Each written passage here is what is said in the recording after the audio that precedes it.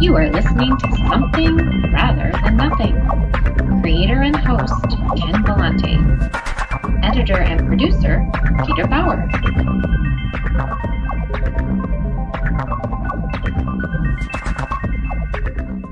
This is Ken Vellante, host of Something Rather Than Nothing, with episode 17, starring Prudence Flint.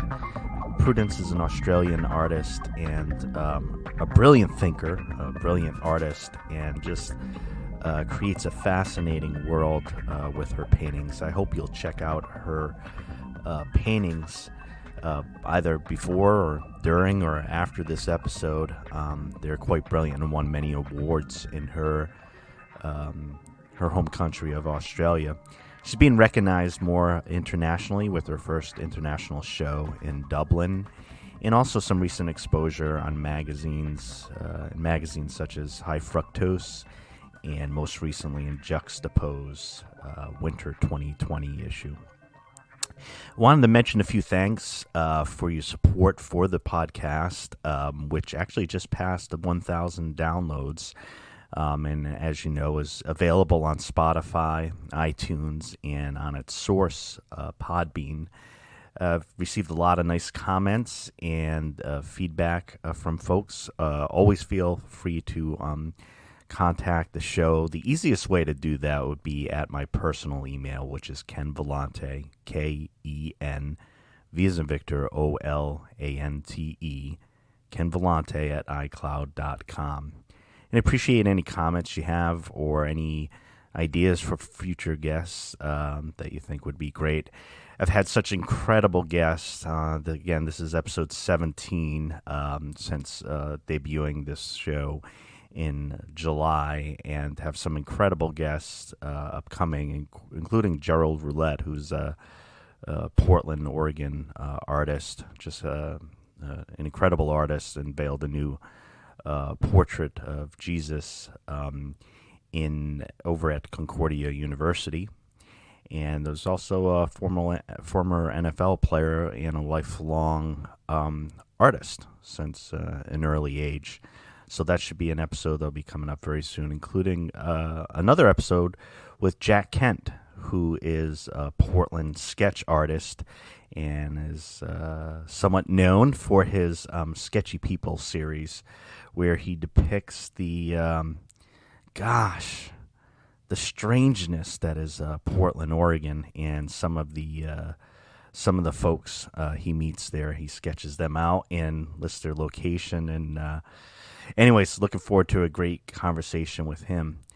Again, want to thank you for all your support for the podcast. And now we have the incredible, gifted, and fascinating Prudence Flint.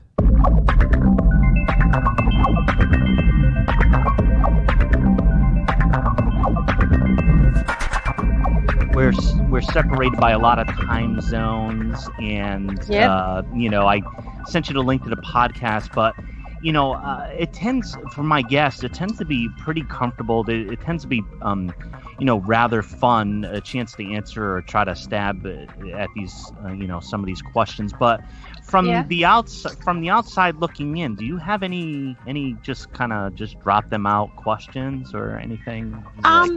So with your podcast, so you interview all kinds of people. It isn't just artists. So that was my question. Yeah. So, one of the things that's interesting is it's developed is like what type of podcast it is. I mean, first and foremost, I want to ask like conceptual, philosophical questions of artists or those who create. Yes. And these are the type of questions I think sometimes you're not asked, or maybe not in this way. Sure.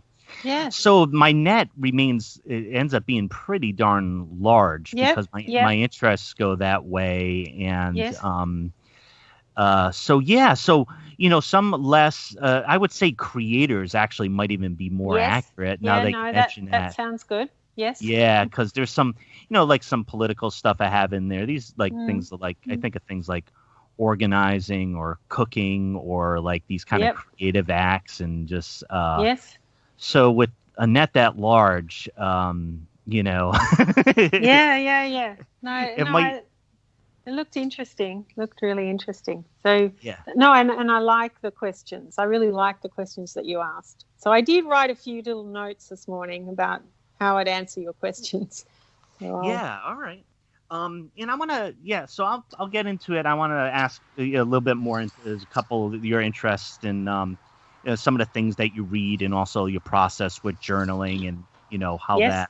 that. Yeah, no, I've got a real, I journal, well, I'm 57, and I've been journaling since I was about 20 or 19. So I've got about I'm on my 134th book. And I write all the time. So it's I don't even know what it is. I don't even call it anything. I just write. I'll write in all kinds of ways. I'm interested in fiction writing.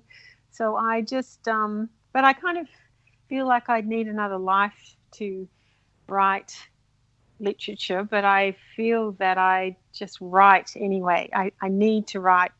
And I find that I draw and write, and it's all very connected for me. And Prudence. I'm sorry to interrupt, but I mean, I was very interested in hear what you had to say about about the amount that you read in your writing. And yes, for me, just looking at the two activities, they seem rather disparate, right? I mean, really. How do you writing? You mean writing and painting? Yeah. But they conjure worlds. So okay, tell me about that. Well, I think when I read, it's very visual. I imagine the people, I imagine the places. It's fluid. I move around emotionally, and I find painting is very much the same. It's for me, it's a narrative. I create a space and a psychological space, and I come up with an idea, and I don't see it as so different. For me, it's quite connected. Yeah, and let me tell you the reason why I said that, and the reason why I think that I just started painting myself a couple years ago, and one of the things I realized was very much in what you just said. I recognized it as language, and there was no way. There's no way what I was experiencing at that time that I needed to process, and I wasn't writing it, and it created this whole pathway, which it really transformed me and kind of blew my mind. But I think it's the way I had built them up so much time. You mean the painting? You're talking about the paintings, yes. Yeah, about what that is and how it seems like, and your description about that process and what you're doing is born by decades of doing both. Yeah. And do you see them as so you see them as maybe very similar type of processes for you? Yeah, same but different. They're different. They're different languages, but it's like, Italian and German maybe. And but one is very tactile and one is more internal and kind of in your imaginary zone. And painting is more hands-on and physical. It's the physicality of it I love. I kind of think of it like cooking. It's like cooking a book. You cook it. You have to make it like a recipe, or that's how I see it. But I see it all connected in a lovely way. Imaginative worlds. And the type of writer that you are ends up being influenced by another activity that I've read you mention as far as things that take up your time and help you develop yourself is reading. So what are your top authors as far as Oh no, that influence you? Yeah. Oh, there's so many. I mean, some years I'll go through the classics. I read, all the Charles Dickens and Proust and,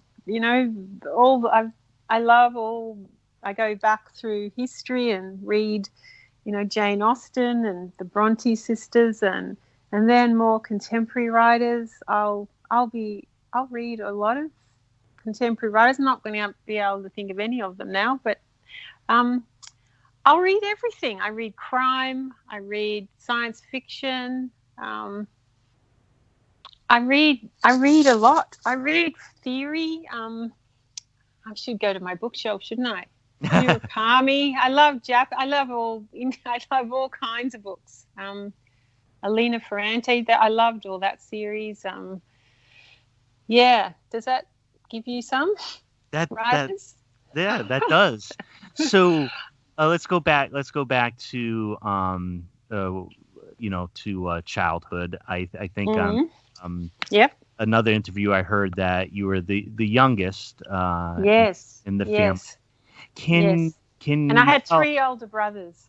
Older brothers, which will definitely create an influence altogether. That puts you in a spot, doesn't it? It really, like I was the last one and I was the girl, and there was like 4 years difference between all of us. So I had quite old, they were quite older brothers, and I'm kind of closest to my brother who's the nearest in age to me, and I think I had to definitely fight for my place in the family in a way, because they were a force unto themselves and very competitive family, and so I think my femaleness was a real.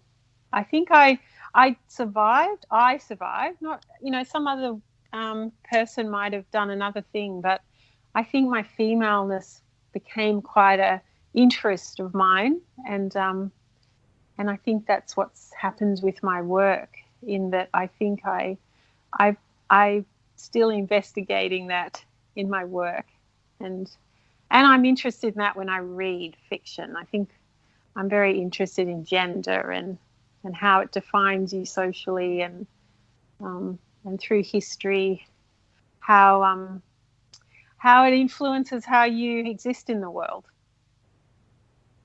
And prior to painting and doing and teaching and some of the other things you've done in your life, I understand that you did have some time working in the fashion, or within fashion. Could you tell? Well, I did a degree in design, and I did do a few freelance jobs once I left school, but I pretty quickly realized I was very dreamy and really wanted to do my own work, and I started to see. I started to look at art, and so I kind of went back to school and went and did fine art and started painting. So, and then I started painting women, and it kind of went from there. Yeah, that's a very abbreviated version. When I first saw your paintings, and I think I might have seen them in a spread that was in High Fructose magazine a little bit back. I mean, I was just floored. I thought they were absolutely gorgeous and incredible. One of the thoughts that was in my head was, I saw an element of fashion and neatness within the cuts that said, I was not surprised when I heard that about you. And I wanted to tell you, one of the I know you're getting more attention as an Australian artist, but more attention in Europe, and maybe some more recent exposure in the United States. But I share some of your work with my friends, and kind of and the reaction to each person was very similar to mine. It seems so wildly different and fascinating that people just have this very similar reaction to. Oh, that's lovely. to your work. And it has a piece where and I've used it to describe some other art in the past. It's a strange thing to say, where there's this, intense familiarity, but also this incredible amount of space between, say, myself looking at it and what it is, and it's like those two aspects. So that you're saying there's familiarity, yeah, but also something foreign to you. Is that what you mean? Yeah, very foreign, very like it's like a space like I'm peering into, or a universe where you're like, well, how was this created? Like it just really prompts. So you actually relate to it, but you don't as well. Is that what you mean? I very much relate to it, but don't understand it in a way that I would like to. At least yet. Okay. That's really nice. I like that. Yeah, I don't know whether I understand it either. Well, that depends what you mean by that. That you don't understand it, in that you want to know where the ideas come from, or you want to know the story behind the ideas. Is that what you mean by not understanding? Well, let me try it this way. This might be inexact. Part of it, what I was thinking is that you've described your works, which seem to me just crisp, just right, and perfect, as having a very kind of there's an aspect of incompletion, or that they're not finished for you, or you're never quite done with them. It seems like you kind of let them go at the time that seems right. And for me, I wonder how that is, and that's part of like me conceptually looking at them. They just. Oh, I suppose I let them go when something's not annoying me too much. Like there's a point where, I'll be working on them and it's like music out of tune, and until I get it in tune, I won't be finished with it. So I will work on them for about 3 months, and I'll keep tweaking the colors, and I'll move things until it all feels like it's sitting as a whole, and there'll still be things about it, but until I can sit with it and kind of feel this calm feeling that it captures, it holds itself. I won't let go until I get that. Does that make sense?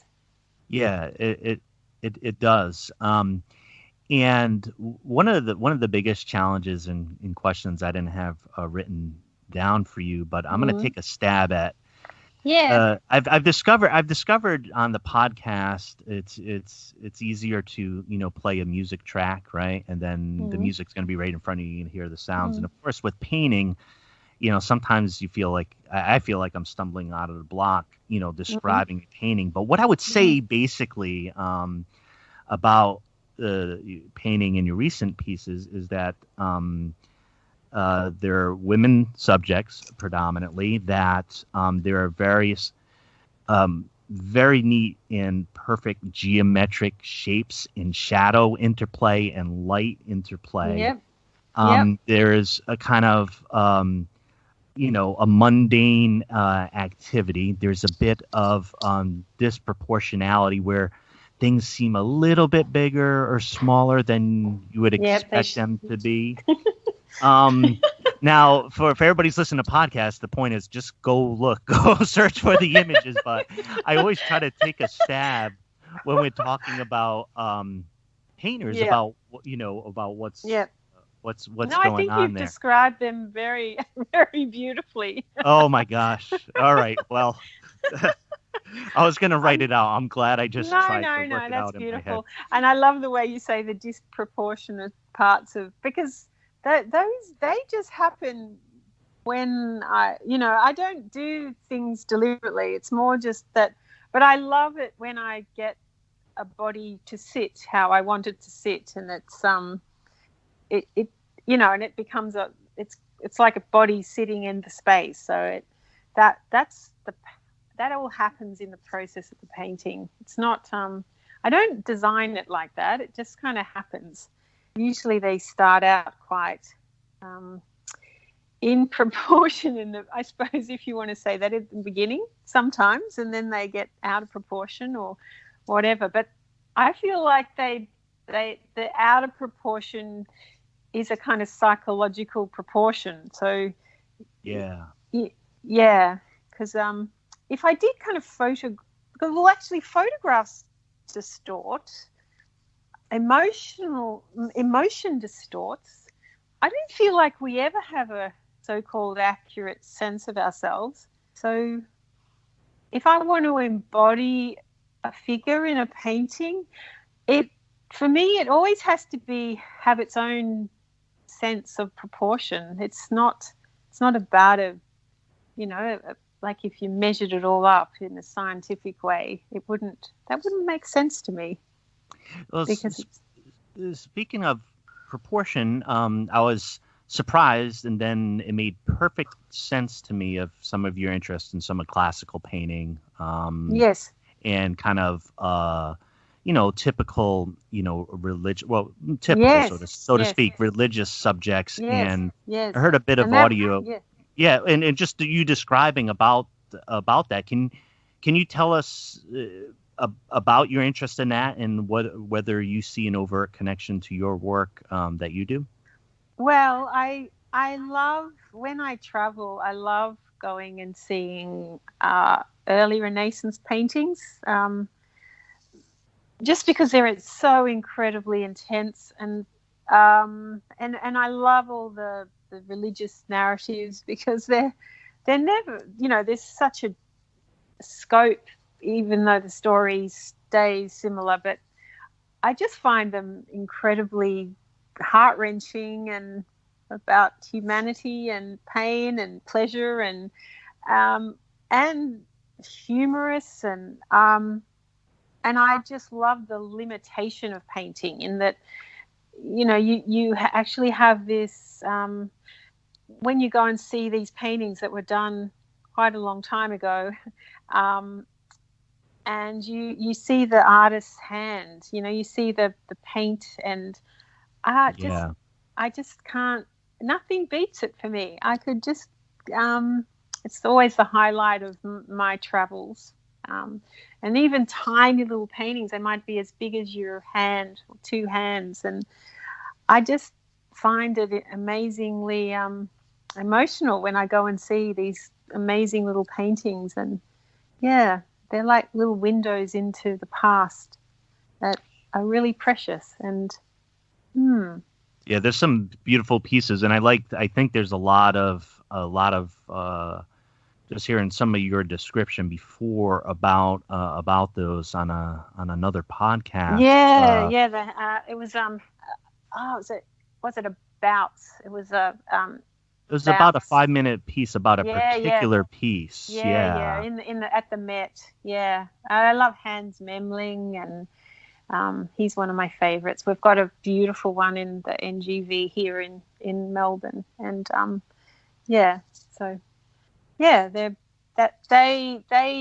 they really inspire me.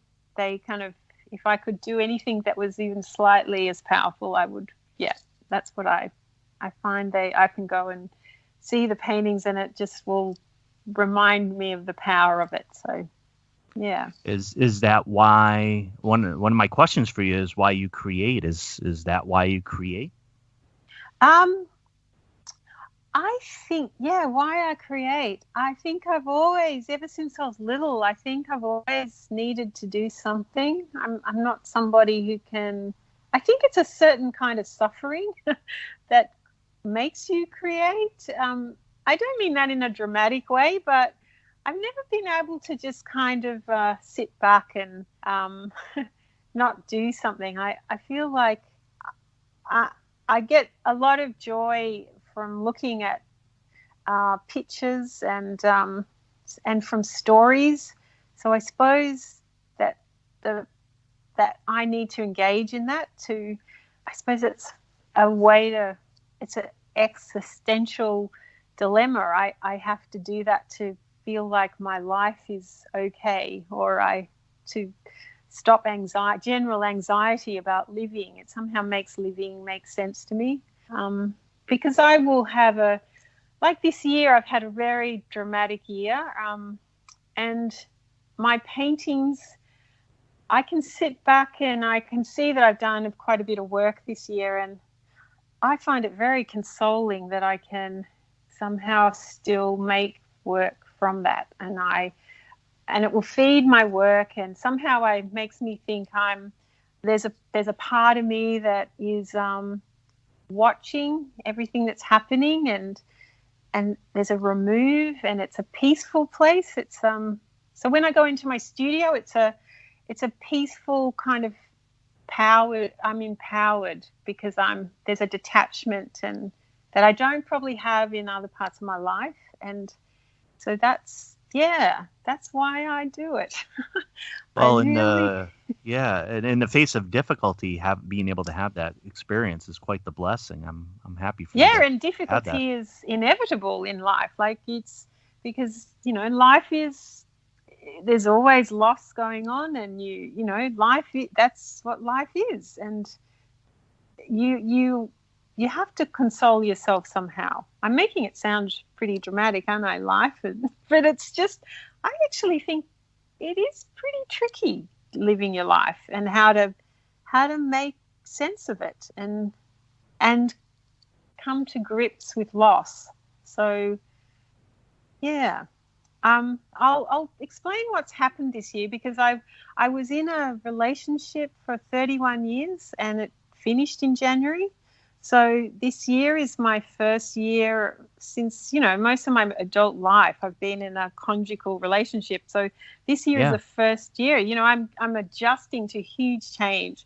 So yeah, my painting is very consoling at the moment. It's kind of a place I can go, and it's a separate place that I've always had, and it doesn't, I don't have to, it's a familiar place that I'm in control of, and so that's a massive change. Were you ever fearful that you might not want to go do that, or wouldn't it provide you what you need? I mean, there must have been a lot of fears that you were going on? Sure. Yeah. I mean, it's all right. I mean, life is okay. It's all security-wise, everything is fine, and I'm very fortunate like that. But just emotionally, there's a lot of adjusting going on and a lot of processing going on, which is totally preoccupying. And I'm watching myself, how I cope, because I know some people may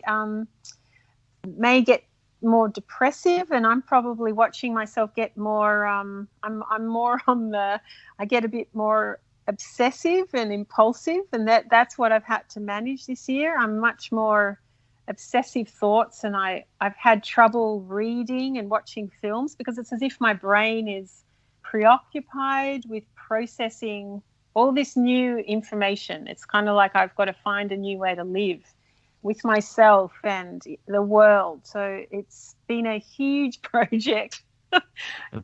Possibly the paralysis, of freedoms or different types of freedoms. That's amazing. That's an amazing statement. Yes. It's like for a little while sometimes. You don't what? You don't move for a little while sometimes when you're like, okay, which direction? I can go in any direction, or it's quite jarring. Yes.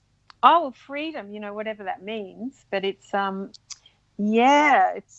it's taking up a lot of my. It's like I've got to just go through it. I've got to go through the experience of it, and and I went overseas on my own for a month and in Europe, and traveled around Europe on my own, and I've traveled a lot, but never on my own. So that was really intense, but I liked it. There's a lot of things that are really good about it. So I'm, it's been a big year. It certainly sounds like it. So part of that I'm wondering too is, could you? I mean, and I'm gonna tell everybody, just mention your name again. We're talking with Prudence Flint, an Australian painter, whose beautiful work is going to be in the new Juxtapose magazine 2020 with a short profile of her. And it's Prudence. That's connected to what I was wondering. So you've won, quite a few awards, and you've been recognized in Australia. And I understand that more recently your work's being seen in, I believe, in Ireland, and Yes. it's becoming, more international with some exposure Yeah. in the United States. Can you tell us, most listeners being in the United States, can you tell us what that experience has been for you and what you think people are noticing, what changes there are for you in that type of attention? Okay. Well, it doesn't change a lot of things for me because, I'm still working in the same room that I was working in for 20 years. I'm still in this little room working away on my painting. So that never changes. But I suppose I have it was really good to go overseas and get my work out of Australia, because I think the main thing is that figurative work in Melbourne probably has a bit of a limited kind of it doesn't necessarily get supported by institutions here or given the same kind of opportunities. So getting my work out of Melbourne was really great because I think it gets seen with fresh eyes outside of Australia. And it was hung in such a beautiful space in Dublin in this gallery called Mother's Tank Station, and we just had a beautiful big skylight. So it was all skylit, and it just looked beautiful. And that was really great. Whereas figurative art is probably given a bit of a B grade situation in Melbourne for some reason. I think it's hard for me to explain why, because I live here, so it's hard to see it from a distance. But I know that figurative work probably has more of a lineage outside of Australia. English, Lucy and Freud, there's a whole kind of history of figuration that gives that a certain kind of ground for work to be seen in a bit of a more powerful way. So yeah, does that answer your question? Yeah, it absolutely does. Yeah. One of the things I wanted to ask you is, it's just, not to be overt about it, but it's the women in your paintings, and the role of women is just so important and prominent in your work. And I know in the fashion industry where you worked in other interviews, you relayed some of the expectations upon you as a woman. That's obviously such a big part of your experience. I've done interviews working with another artist, Megan McGroarty, with female politicians who are running for office in the United States. And it was interesting, the questions she had developed that were just, what's it like not to have to answer a policy issue question, but a question about the color of your dress, and what was going on with your hair today, or not being, that women have to be encouraged to run for office, basically about 10, 11 times to a man's one. Where does that come from? And that dynamic, what within with those type of things in mind, and how options might have been limited to you, or doors were closed. How has all that been part of your experience and informed your art? Well, that's huge. Okay, probably it's a bit like sinking or swimming. I kind of feel like I've made it work for me. I've made it work for me now, but probably for a long time I had to kind of drown and drown in the disability of it or something. Because I suppose that's what was my interest. I was interested in the disadvantage being a woman and as a painter, you're very much in a male tradition. Even if you're as skilled and talented, I suppose the voice, where you come from with your voice in regard to creating meaning, it's loaded because you have a different, you come from a different place from historically. You're the object that was painted, and so if I didn't drown and I start to use it, and I start to not see it as a limitation and actually see it as an advantage, because it was interesting. I had this gallery director come to my studio the other day, and he said to me with a smile on his face, he said, well, you can get away with things that I wouldn't be able to get away with. And I loved that, because I actually feel like as I've got older, I kind of I'm not so worried about being politically correct anymore, because I figure that I've lived my life, and I feel like I have earned my truth, and it's like my territory. I'll go there, and I'm curious how far I can go and open it all up, and even feel like it's dangerous. I love that feeling. And I think that's a really healthy feeling. And but I feel like I've had to really live it and earn it over the years. I think when I was younger, I suppose, I feel like my painting has had to come from my life and living my life. And I feel like I have to keep living my life well, and then I will feed my painting. And as a woman, I have to live my life well. And and then my painting will reflect that as a woman. And when you talk about women politicians, I think, oh boy, because I feel like when I watch women politicians, they are up there against, I feel like they're up against so much. I think that it's like the extreme, isn't it? It's like extreme. They're in this world that is really against culturally how gender works, and then that it's like they're in the wrong box. They're in the wrong place, but I love it. I love watching women deal with it and how they deal with it, and it's very. And I find it funny when people say, "Oh, she's a strong woman," and I think, who isn't? I don't even think that. Yeah. I don't even, what does that mean? It's, I don't like it when, we think that when a woman is phallic, that she's strong, and I like to question that one, because I think that just feeds into,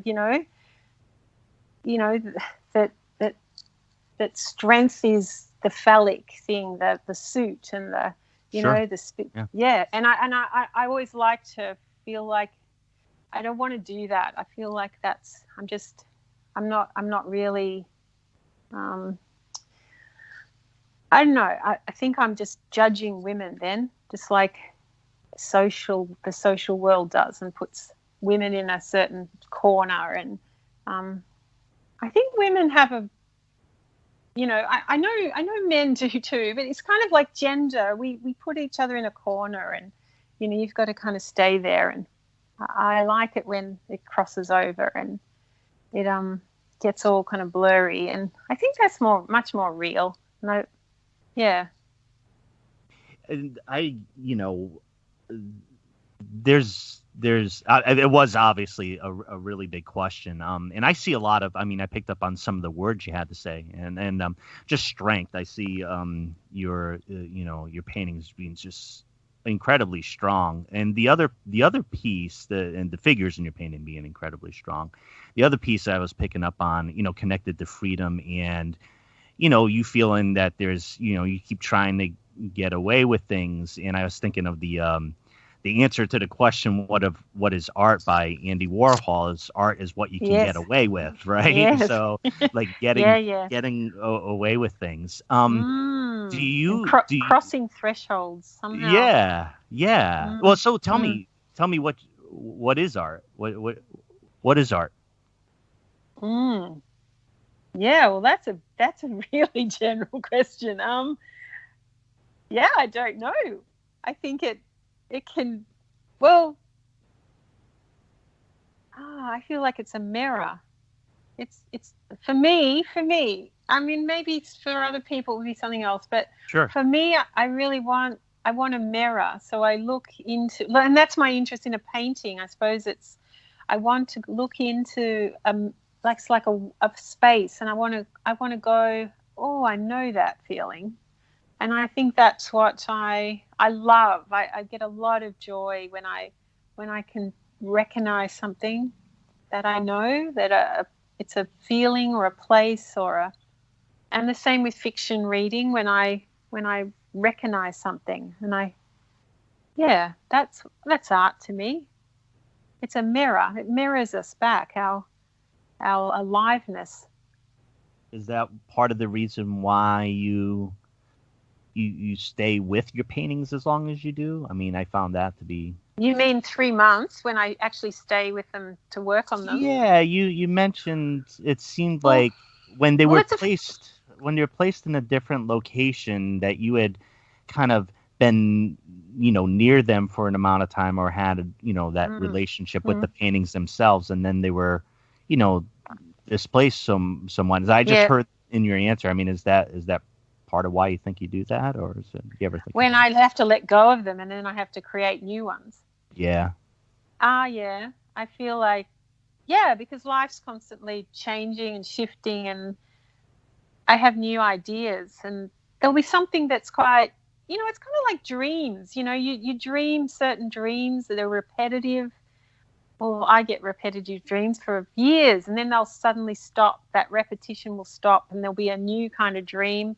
I see the correlation with my painting. I will work on a series, and then I'll kind of come to the end of that series, and it'll be reflective of what I'm struggling with in my life, or it'll be kind of mirroring some unconscious space I'm inhabiting, and so I work on a painting for 3 months, because it takes 3 months to build up. It's actually just a practical thing to build up the surface and get everything working, and all tonally and color temperature working. It takes that long to just tweak it all into tune. So that's why I work on them for that long. Yeah. I've heard you talk before about the impact, or it seems to be a sensitivity you have that I can see of with light and shadow, or sunlight, and it's showing up in the shadows or through the windows. Yes. I love light. Is that like part light. Do you think that's part of a reflection of where you are? I mean, like, I was recording here from Oregon, and it's going to be like largely cloudy and light rain until for another 4 months. So wow. your description of the see, I know, because I don't think I could live in Europe, because Northern Europe, because I just don't think I could stand the weather. I know Australia, I mean Melbourne, we do get a winter, but it's probably about 4 months of kind of, but we still have sunny days, and then we get mostly sunny weather. And I live upstairs, and I get a lot of light, and I love it. I really like light, and I find that my paintings, I need daylight to paint them by. I cannot paint by natural light. I've just found I would probably, if I had to, I would, but they'd be different paintings. They'd probably change to get everything working. Color temperature, tone. I need to work in the natural light. So so there's a few months in the middle of the year, like June and July, that I'm actually cursing the clouds, because they come over and I can't see what I'm doing. And I actually do. I shake my hand at the clouds because it's like I can't see what I'm doing now. And and I can do certain aspects of my pictures. I can draw and do some things, but I can't do the part that I love the best, which is when I get the painting working and I'm just tweaking it. And I tweak it for probably a month. I'll tweak little bits until it all just comes together. And that's my favorite bit of the work. And when I've got the painting basically, and I'm just tuning it, and I really need good light.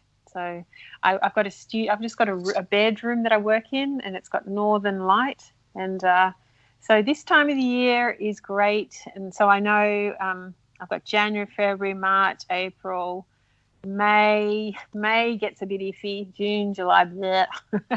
Yeah, so I do most of my work over this time of the year. Yeah. So this is a busy period. Yeah. Yeah. Yeah, I'm glad I'm slightly envious to hear you talk about that, son. But I can look at pictures for a little while and, photographs. Yeah. So one of the things, the title of the podcast is Something Rather Than Nothing. And there's this large philosophical question, which is, why is there something rather than nothing? And for artists and thinkers, like yourself, that's the question posed to you. And you can relate it to a work of art or why there's art or anything. But the question is, I'm hoping you have an answer to why there's something. I have it totally. I have an answer because when you asked that, I read that question and I thought it's because of abundance. I have an abundance of feelings and I feel like life. I'm constantly overstimulated by life, so I need for that to go somewhere. So creating art is the perfect place for that to go. So that's my answer to that question. That I feel like, what do you do with what all your feelings? What do you do? I feel like I've always had an abundance of feelings. I always feel like I've needed to do something with my feelings. And confusing feelings. It's not simple. It's not. And the journaling feeds into that too. I feel like I've always needed to process my feelings and thoughts and ideas, and I find your answer fascinating for me personally, and here's why. I think for myself, I would never have thought of answering that question regarding feelings. Everything you said made eminent sense to me, but without hearing that, I've never thought of it in that context, and I think I really need to. And I was also thinking about your journaling, because I get really, really fascinated by people who are creating, people who are feeling things maybe more intensely or questioning life, and like, how do you process where you are, whether it's conceptually or with your feelings, and how do you move and how do you get through that? And so I really appreciate your answer, because it's almost like just answering it anew. So it's really for you a lot of the proof of that you're experiencing these feelings and then trying to do something with them. Yes, something with them. I will sometimes I watch myself sometimes. I will have an intense experience. It can be all kinds of things. And sometimes I won't even know I'm having an intense experience. It will creep up on me. It doesn't mean, it might be just watching TV one day, or it doesn't have to be, something dramatic. But it will be some shift or something's moving, and then an idea comes, and then it's very exciting, because I'll get an idea, and then I start seeing a painting, and I draw it up, and it's like channeling, and then it's a great joyful experience, and it's like I get to put it somewhere, and it might be a kind of something building up in me, like a kind of a layering of feelings, and then when I have somewhere to put it, and I put it in a painting, there'll be an idea that will contain it, somehow embody it, and then I love that I have somewhere to put it, and it's kind of a humorous thing I do with myself. It's kind of a joyful feeling, like it's like a joke I have with myself, like how kind of, it's almost like how crass I can be, or how kind of, no, at times I kind of think how obvious, I feel like I'm being really obvious and kind of almost kind of, I want to see it plain and be as kind of out, just kind of plain about it.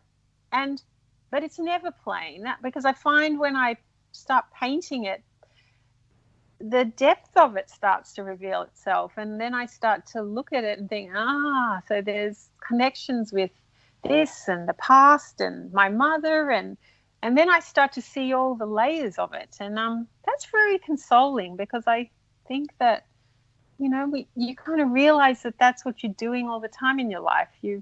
Everything's connected. It's always kind of ricocheting from back and forth, and you know, connecting, and that's how our kind of psychology works, I think. Yeah, I was in hearing your answers and thinking about both the processes of writing and painting. I wanted to mention one comment, which kind of one thought I had that confounded me when I started painting was, and it has this aura of negativity to me, but what I said to myself was, you started painting because you're too afraid to write right now. Yeah. And it was like so aggressive. It was so aggressive towards myself. And wow. And it was prior to me realizing what I was trying to do was to talk, was to yell with painting, was to talk, was to yell, was to show, was to process, was, you know, all those feelings, all those things going on. But it was almost like the one way I had tried or had not tried over time with not writing enough. It was like a self-criticism of being like, you're taking the easy way out, as if painting's easy, which of course it's. So yes. Very intricate psychology, and that's why I've been quite interested in your relationship with, you know, both the writing process and painting. I love asking these questions, but I also have a question too, as far as if you wanted to hear like somebody that you know, an artist or creator, you know, answer these type of questions, who would that be, or who would they be? Like another artist? Yeah, like just these type of questions. There's an artist, Jocelyn Hobby. I think she's in New York, and I would love to hear what she'd say. I love her work. She paints women as well. So, yeah. Is that what you mean? Like? Yeah, that's exactly. It's, you know, like this.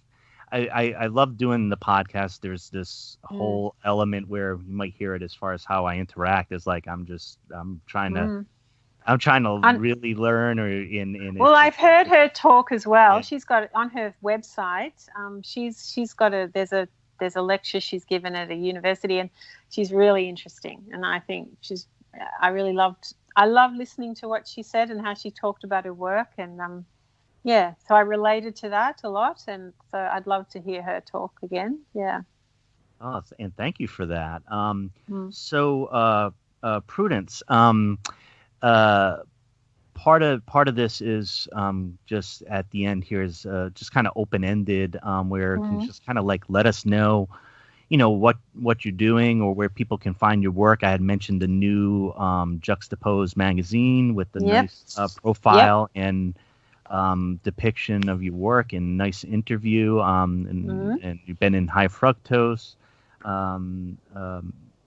magazine, and but you know, other ways, or in general, like how people can interact with the work that you do, your art.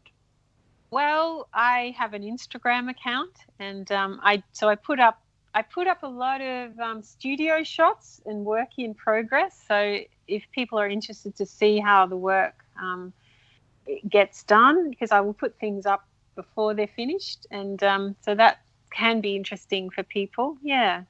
So, and I have a website which has all comprehensive, looking back over all my work right from really pretty early on. So, yeah. Anything else? Well, and also there's the galleries that I'm with. But they're more, they will show work that's available for sale, and so it's not necessarily a comprehensive look at the work. But yeah. No, that's all. I'm going to be having a show next year in the mid-year in Sydney.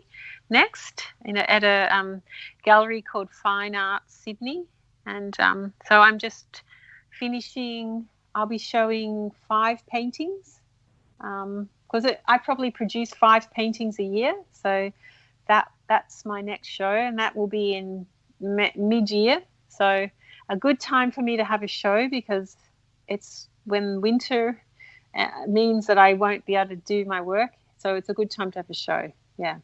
Do the other component of what being an artist. So I'll probably go up to Sydney and have a bit of a break, and it'll be good. And I wanted to thank you, Prudence, in your busy schedule, and just want to tell you what a joy and an honor it's been to have you on the podcast. I really enjoy your work, and I don't find myself always getting into the biography or the kind of like all the processes of all artists, but I was just really intrigued by a lot of things that I saw that you were doing, and just really beautiful work. So I really appreciate you taking the time. And the United States tends to be a place of bombast, so I'm going to say the entire country the entire country loves you as well, right?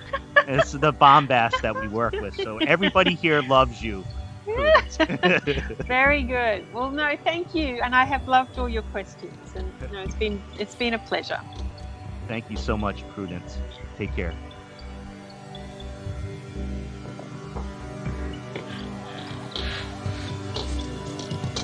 You are listening to Something Rather Than Nothing.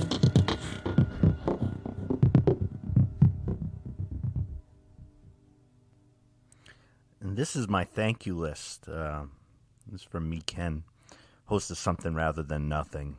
Deep thanks, as always, to Peter Bauer, who produces and edits this show from the first episode to the present. He does an incredible job and spends a lot of time helping make this the show sound great, helping me sound great. There's only so much, you can expect him to do, but great work, Peter. Thanks to Meg Krugel, who did the design work for Something Rather Than Nothing. Jacob Rivas, who helps consult on the program. Kim Reed, who's helped with booking. And also, there's some folks I send this program to prior to it going out of the air, and they listen to it, and they always tell me it's great, and so then it ends up, on the air. So they're secret people that I send it to. So thanks to them for listening to it. It's very difficult for me to keep listening to my voice, and I just want to kind of crack jokes during some of these episodes, but I'm going to ask some of the serious questions too. Thanks for everybody who is making this show possible. It's taken a lot of hours of shockingly unpaid labor to them, which is a shocking issue for a union rep. But I'll deal with that existential or ethical knot maybe in a later episode. Thanks, folks.